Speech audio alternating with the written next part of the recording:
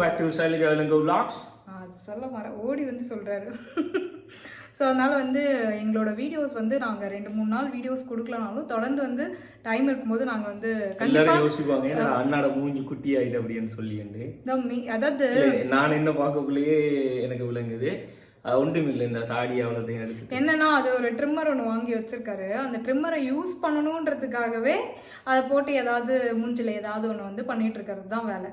அதான் நேற்று இந்த வேலையா, அது இல்லாம இதுலயும் பார்லர்லயும் போய் கட் பண்றதும் உண்டு. அது வந்து இல்ல அது என்னன்னு சொன்னா இது பிழைக்குதுன்னு சொன்னா டக்குனு ஓடிடுவேன். அங்க ஓடி போயிட்டு டக்குனு கொடுத்துட்டு இருந்துருவேன். அவனுக்கு சிரிப்பானு இது ஆறு சார் கட் பண்ணது நான் தான் கட் பண்ணேன். இது ஒரு அப்படியே பட்டும் படாத மாதிரி ஒரு மேக்கப் பண்ணிவிடுவோம் அப்படின்னு சொல்லி. அப்ப இனி என்ன செய்யறது, பண்ணி விட்டுருவான் போறாங்கன்னு தெரியல. நீங்க இஷ்டத்துக்கு விட்டு வருவீங்க, அவனெல்லாம் திட்ட மாட்டாங்க. ஏசுறதுக்கு அவனுக்கு பிரச்சனை இல்லை. அவன் என்னோட நல்ல ஃபிட் ஆயிட்டான. இல்ல பாத்தீங்கன்னா தெரியும், இதுல ஜானை வந்து நிக்கிற மாதிரியும் இப்படி ஒரு உருளி செட்டப் வாங்கிட்டு வந்தவங்களுக்கு தெரிஞ்சிருக்கும். அந்த உருளியை வந்து இப்படி தான் ஒரே மேக்கப் பண்ணுவாள். மேக்கப் பண்ணுற என்ன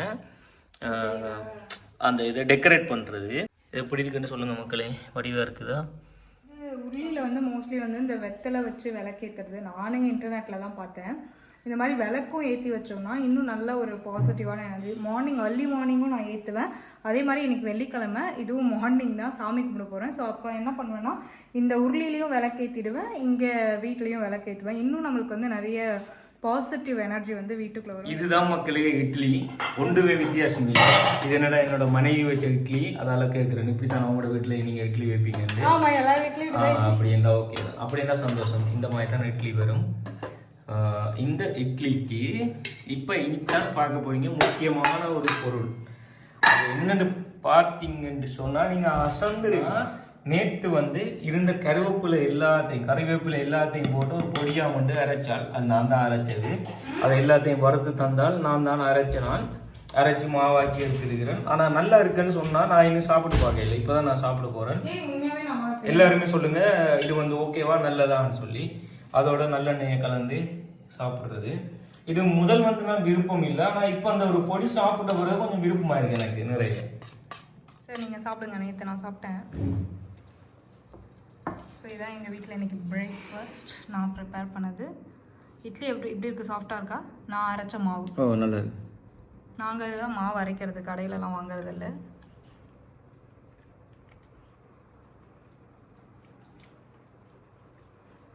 கொஞ்சம் உரைப்பு போட்டிருந்தா நல்லா இருந்தது. வேணாம், அது உரைப்பு நான் அவ்வளோவா சாப்பிட்றது இல்லைல்ல. இல்லை கொஞ்சம், அதாவது அந்த மட்டை இப்போ கடையில் வாங்கின பொடி வந்து காரமாக இருக்கும். இப்போ வீட்டில் அரைச்சது. அப்போ இன்னொரு காஞ்ச மிளகாயை வதக்கிட்டு நல்லா அரைச்சிட்டு கலந்து விட்டுற வேண்டியதுதான். எப்படி இருக்கு? ஆனால் நல்லா இல்லையா? நல்லா இருக்கு. சூடாக சாப்பிட்டா தான் இன்னும் கொஞ்சம் நல்லா இருக்கும். இல்லை என்ன சீனன்னு சொன்னால் நான் சொன்ன மாதிரி தான் கொஞ்சம் உரைப்பு போட்டிருந்தா நல்ல டேஸ்ட். உப்போடு சேர்த்து உரைப்பும் இருந்திருந்தா. ஏன் இந்த கருவேப்பிலை பரவாயில்ல.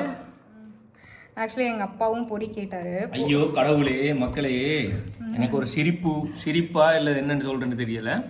இந்த பொடி செய்ததை பார்த்து அவங்க அப்பாட்ட போய் சொல்லியிருக்காரு, அப்பா நான் இந்த பொடி செய்த நான் அடியே எனக்கும் கொஞ்சம் கொண்டு தாடி அந்த பொடியை அப்படின்னு சொல்லி அப்ப கொண்டு கொடுத்துட்டீங்களா? இல்லை உங்க அப்பாவுக்கு கொண்டு கொடுத்துட்டீங்க. இனித்தான் கொண்டு கொடுக்கணுமா? ஆக்சுவலி இந்த கருவேப்பிலை பொடி வந்து 2 நாள் முன்னாடி நானும் என் ஹஸ்பண்டும் வந்து இதுக்கு போனோம், காய் கடைக்கு போகணுமா. காய் கடைக்கு போனோன்னா அப்போ என்னோட ஹஸ்பண்ட் ரெகுலராக காய் வாங்குற கடை. அப்போ அவர்கிட்ட கேட்டார், எனக்கு வந்து கருவேப்பிலை கொடுங்க அப்படின்னா. அவர் என்ன பண்ண, இந்தாப்பா உனக்கு இல்லாத கருவேப்பிலையான்னு ஒரு பெரிய தடியாக இவ்வளோ பெரிய தடி கொடுத்துட்டாரு. ஃபுல்லாக அந்த கருவேப்பிலை கிளைன்னு தானே சொல்லுவாங்க, ஒரு இதை உடச்சி ஃபுல்லாக கொடுத்துட்டாரு. கருவேப்பிலைக்கு தான் கேட்டோன்னா அது கருவேப்பிலை மரத்தையே குத்த மாதிரி கொடுத்துட்டாரு. அப்போ என்ன பண்ணுறதுன்னு தெரியல. வேண்டிய கருவேப்பிலை கறிக்கு வச்சுட்டு மீதி வந்து ஓகே கருவேப்பிலை பொடி பண்ணலாம். ஏன்னா இட்லிக்கு தோசைக்கெலாம் பொடி கடையில் வாங்குறத விட நம்ம வீட்டில் அரைக்கிறது வந்து நல்லாயிருக்கும். நம்ம தேவையான இன்க்ரீடியன்ட்ஸ் போட்டு அரைச்சிக்கலாம். ஸோ அதே மாதிரி தான் இந்த கருவேப்பிலை பொடி பண்ணேன். கருவேப்பிலையை நல்லா உருவி கழுவி நிழல்லையே வந்து ஒரு 2-3 நாள் வந்து நான் கொஞ்சம் காய வச்சு எடுத்துக்கிட்டேன். அப்போ அரைக்கிறதுக்கு இன்னும் ஈஸியாக இருக்கும். ஆனால் உடனேவும் பண்ணுறாங்க. கருவேப்பிலையை கழுவிட்டு தாச்சில் போட்டு வறுத்தோன்னா கொஞ்சம் முறுமுறுன்னு ஆயிடுது. பட் இதுக்கு பதிலாக நம்ம நிழல்லே காய வச்சா அது காஞ்சிரும்ல. அதுக்கப்புறம் நம்ம கொஞ்சம் வரட்டிட்டு அரைச்சாலும் நல்லா பொடியாக அரையும்.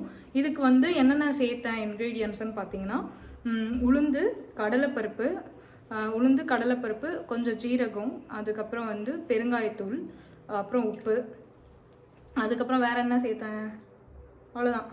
வேற உளுந்து கடலைப்பருப்பு, சீரகம், மிளகு, கொஞ்சம் காஞ்ச மிளகா, அடுத்தது அவ்வளவுதான். காஞ்ச மிளகா வந்து உங்களுக்கு காரத்துக்கு ஏற்ப நான் ஒரு 5-6 காஞ்ச மிளகா, இப்போ ஒரு கை இருந்தது, ஒரு தட்டு ஃபுல்லா ஒரு 2-3 கையில வந்து கருவேப்பிலை இருக்குன்னா அதுக்கு ஏத்த மாதிரி உங்களுக்கு வந்து கடலைப்பருப்பு, உளுந்து எல்லாத்தையும் போட்டு வறுத்துட்டு, அதே மாதிரி இந்த கருவேப்பிலையும் நல்லா வறுத்துட்டு, அதாவது 3 நாள் நீங்க நிழல்ல காய வச்சா அது காஞ்சிரும். இருந்தாலும் கொஞ்சம் மீடியமான ஹீட்ல அதை வறுத்தீங்கன்னா நல்லா அரைக்கிறதுக்கு வந்து ஈஸியா வரும். நல்லா அது எல்லாத்தையும் வறுத்துட்டு கொஞ்சம் எல்லாத்தையும் ஆற வச்சுட்டு மிக்சியில் போட்டு நம்ம வந்து நறுவல் துருவலாக அரைக்கணும். இவர் நல்லா நைஸாக அரைச்சிட்டாரு. கொஞ்சம் பொடி எப்போவுமே வந்து ஃபுல்லாக கிரைண்ட் பண்ண மாட்டாங்க, அதுக்கு சாப்பிட்றதுக்கு வந்து கொஞ்சம் கடிக்கிற ஃபீல் இருந்ததுன்னா நல்லாயிருக்கும். இவர் என்ன பண்ணிட்டார், ஃபுல் நைஸாக அரைச்சிட்டாரு பொடியை, ரொம்ப நைஸாக அரைச்சிட்டாரு. பட் ஒரு 2-3 திருவி கொஞ்சம் நறுவல் துருவலாக வந்து பொடியாக்கி வச்சுக்கணும், அவ்வளோதான். அதை நீங்கள் கண்டெய்னரில் போட்டு வச்சுக்கிட்டீங்க அப்படின்னா கருவேப்பிலை வந்து நம்ம இன்டேக் பண்ணுறதால நம்மளுக்கு வந்து நிறைய பெனிஃபிட்ஸ் இருக்குது. ஹேர் ஃபால்ஸ்லாம் நிறைய கண்ட்ரோல் பண்ணும். பட் இந்த மாதிரி நம்ம வந்து நார்மலாக இன்டேக் பண்ணுறத விட இந்த மாதிரி பொடிலாம் பண்ணினா அது நிறைய நம்மளுக்குள்ளே போய் சேரும் இல்லையா? ஸோ அதனால இது கொஞ்சம் நல்ல பெனிஃபிட். சாப்பிட்டு முடிச்சிட்டாரு. ஓகே, கண்டிப்பாக உங்களோட சஜஷன்ஸ் சொல்லுங்கள், என்னென்ன வீடியோஸ் பண்ணலாம், என்ன நீங்கள் எதிர்பார்க்குறீங்க அப்படின்னு. நிறைய பேர் நிறைய விஷயங்கள் கேட்டிங்க, அதுக்கேற்ற மாதிரி வீடியோஸ் பண்ணி நான் வந்து அப்லோட் பண்ணியிருக்கேன். த சேம் வந்து அப்கமிங்லேயும் சொல்லுங்கள், கண்டிப்பாக வந்து அந்த வீடியோஸ்லாம் பண்ணலாம்.